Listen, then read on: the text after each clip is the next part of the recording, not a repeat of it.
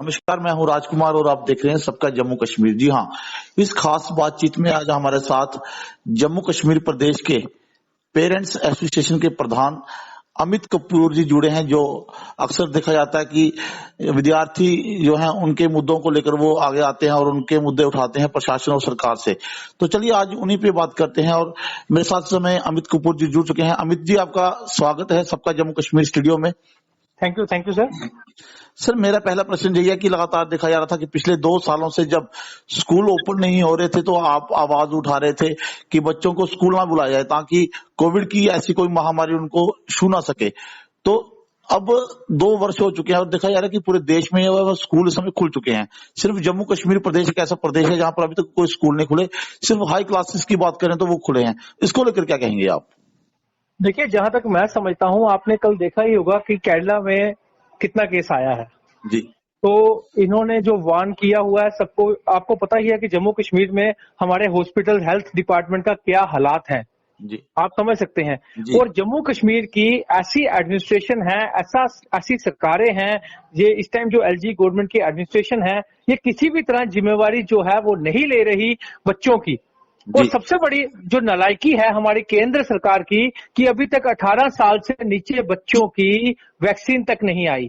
ये दोगले ऑर्डर निकाले जाते हैं। एक तरफ आप देखिए, ये कहते हैं कि टीचर जो भी आएंगे स्कूल्स में उनको दोनों डोज जो है वैक्सीन की वो लगी होनी चाहिए। वहीं पे दूसरी तरफ ये बच्चों को कहते हैं कि आप बच्चे जो है वो पेपर ऑफलाइन करें। आप मुझे एक चीज बताइए कि आप लोग हमारे देश का जो फ्यूचर है उसके लिए अभी तक वैक्सीन आपने नहीं निकाली, जबकि 41% देश में 18 साल से नीचे बच्चे हैं जी पॉपुलेशन के हिसाब से। तो उसके हिसाब से अगर आपको पहले चाहिए था कि जो देश का फ्यूचर है, आप तो उस तरफ ध्यान ही नहीं दे रहे। आपने अभी तक वैक्सीन तक नहीं निकाली।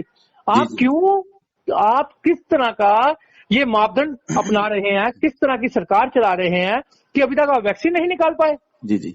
और आप कहते हैं पूरे कंट्रियों में हमने टॉप किया, ये किया, वो किया। लेकिन सर, देखा जा रहा है कि जिस तरह से स्कूल बंद पड़े हैं उससे कहीं ना कहीं बच्चों के भविष्य के साथ भी खिलवाड़ हो रहा है, क्योंकि यही बच्चे जो हैं वो देश का भविष्य हैं।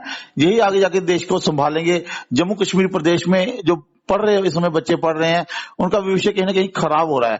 उसको लेकर क्या लगता नहीं आपको कि सरकार का जहाँ मौजूदा जो प्रशासन है उनको कहीं ना कहीं फैसला लेकर ऑड इवन जैसा फार्मूला अपनाना चाहिए स्कूल में, ताकि बच्चे स्कूल में जा सके और कहीं ना कहीं उस बीमारी से बच सके, जिसके लिए आप कहते हैं कि प्रशासन पूरी तरीके से तैयार नहीं है। देखिए, जब तक प्रशासन दोगले ऑर्डर निकालना बंद नहीं करेगी, जब तक प्रशासन सही नीति पे नहीं चलेगी, जब तक भाजपा सरकार सही नीति नहीं अपनाएगी जम्मू कश्मीर में, तब तक ये सब चलता ही रहेगा।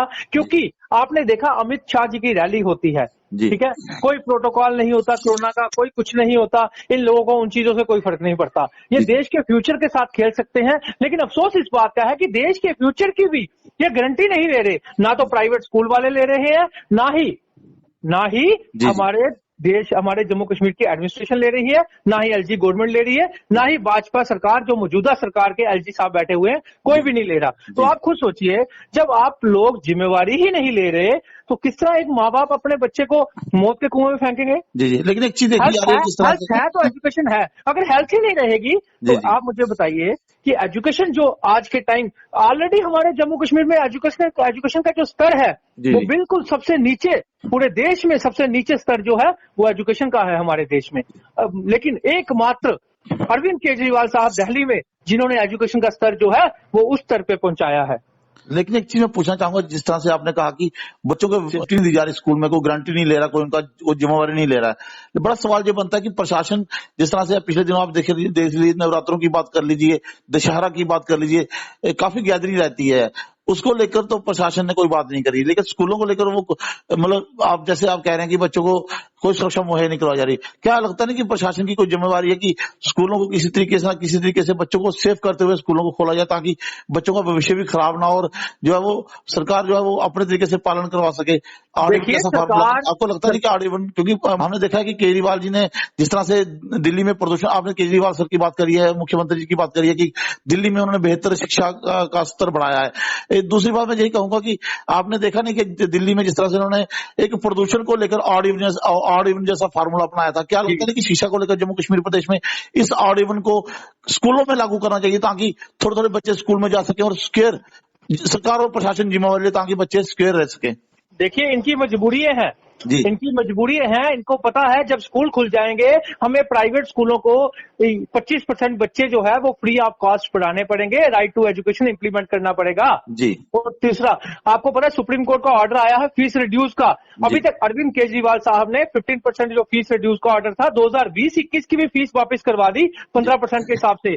2014 के बाद जितनी फीस इंक्रीज हुई विद 9% इंटरेस्ट लगाकर पेरेंट्स को जो वापस करनी थी वो भी अरविंद केजरीवाल साहब ने कर दिया। लेकिन हमारी नालायक गवर्नमेंट बीजेपी, हमारा नालायक सिस्टम यहाँ का एडमिनिस्ट्रेशन जो जम्मू कश्मीर की, ये यहाँ पे अभी तक कोई भी ऑर्डर इंप्लीमेंट नहीं करवा पाई। ये प्राइवेट स्कूलों के दबाव के नीचे काम करते हैं, उनसे पैसों को अटैचियों का रिश्ता बनाकर काम करते हैं। शायद इसीलिए इनकी मजबूरी है कि देश के फ्यूचर के साथ खेला जा रहा है। जी सर, हमने देखा कि बहुत सारे जो लोग हैं जिनके बच्चे स्कूलों में शिक्षा ले रहे हैं वो भी इस समय काफी परेशान है। उनका कहना है कि अगर सरकार प्रशासन दशहरा करवा सकती है, रामलीलाएं करवा सकती है, मेले आयोजित करवा सकती है, हालांकि खुद भी प्रशासन में मेले आयोजित करवा रहा है, चाहे वो आप देख सकते हैं कि जिस तरह से वो सारे ऐसे कार्यक्रम हैं जो आयोजन करवा रहे हैं और बड़े बड़े अधिकारी वहां पहुंच रहे हैं, तो क्यों नहीं स्कूल क्यों नहीं खोले जा रहे? मतलब देखिए, मैं आपको बता दूं कि अगर आम पब्लिक की अगर आप बात करें तो आम पेरेंट्स कोई भी नहीं चाहता कि इस टाइम स्कूल खुले जो जम्मू कश्मीर की हेल्थ डिपार्टमेंट का हालात है। जी तो रही बात स्कूल वालों की, तो स्कूल वालों को सिर्फ अपना लालच है,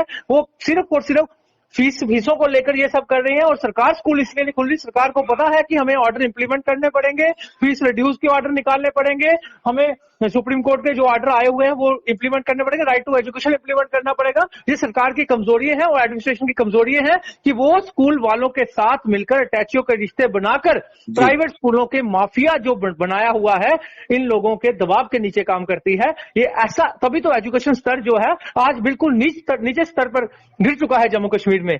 और इसकी वजह जो है वो भाजपा गवर्नमेंट है, कांग्रेस गवर्नमेंट है, एनसी गवर्नमेंट है, पीडीपी गवर्नमेंट है और जहां की इस टाइम जम्मू कश्मीर की एडमिनिस्ट्रेशन है। जी, तो क्या कहना चाहेंगे, क्या मैसेज देना चाहेंगे बच्चों के माता पिता को जो समय परेशान है? क्या उनका कहना कि देखिए, बच्चों के माता पिता कोई भी परेशान नहीं, चंद लोगों को छोड़कर।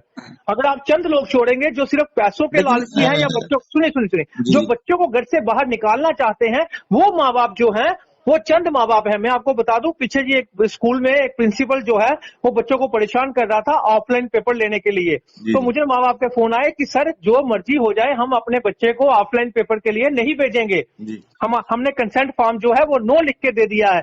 आप समझ सकते हैं कि 9 to 12 क्लासेस के स्कूल तो खुल गए हैं लेकिन 20% बच्चे भी स्कूल नहीं भेज रहे माँ बाप। तो यहां से पता चलता है कि ये 80% जो माँ बाप हैं वो बच्चे को स्कूल इस टाइम नहीं भेजना चाहते जब तक सरकार जिम्मेवारी नहीं लेती, जब तक उनकी वैक्सीन नहीं आ जाती। तो 20% लोगों का कुछ वो लोग हैं जो जिनके स्कूलों में वो टीचर हैं, वो खुद टीचर लगे हुए हैं, उनके बच्चे हैं, उनके रिश्तेदारों के बच्चे हैं, तो वो ये अफवाह फैला रहे हैं। बाकी पेरेंट्स को कोई परेशानी नहीं है। पेरेंट्स को अगर परेशानी है तो वो ये परेशानी है कि ऑनलाइन स्टडी की फुल लूट हो रही है उनके साथ पूरी फीसें ली जा रही है, सुप्रीम कोर्ट के ऑर्डर इंप्लीमेंट नहीं हो रहे, ऑनलाइन स्टडी देने के ऊपर उनको पूरा मतलब हर चीज से लूटा जा रहा है प्राइवेट स्कूलों के द्वारा। लेकिन सर सवाल तो वही आता है ना कि अब जो बच्चे 2 वर्षों से स्कूल नहीं जा पा रहे हैं, जहाँ जिनके पास ऑनलाइन क्लासेस लगाने के लिए कोई सोर्सेज नहीं है, उनका भविष्य तो कहीं ना कहीं खराब हो रहा है। उसके लिए क्या मांग करना चाहते हैं ताकि सरकार उसे इम्प्लीमेंट कर सके? देखिए, उसके लिए इन्होंने कम्युनिटी क्लासेस रखी हुई है। जिनके पास फोन नहीं है या वो नहीं है वो कम्युनिटी क्लासेस में पढ़ सकते हैं। बाकी ऑनलाइन ये गवर्नमेंट की जिम्मेवारी बनती है कि कोई चैनल्स निकाले जाएं। जब कोरोना स्टार्ट हुआ था इन्होंने कहा था हम चैनल्स के थ्रू ऑनलाइन स्टडी करवाएंगे, लेकिन हमारी सरकारें सिर्फ पैसा खाना जानती हैं, कोई भी सुविधा नहीं दे पाई, कोई भी ऑनलाइन स्टडी की सुविधा नहीं दे पाई और प्राइवेट स्कूल तो टोटल विफल हो चुके हैं ऑनलाइन स्टडी देने में। तो ये सरकार की नाकामी है, एडमिनिस्ट्रेशन की नाकामी है, लेकिन पेरेंट्स इसमें अपने बच्चे का रिस्क कैसे लें? जी, तो बच्चे रहेंगे तो पढ़ेंगे, जब बच्चे ही नहीं रहेंगे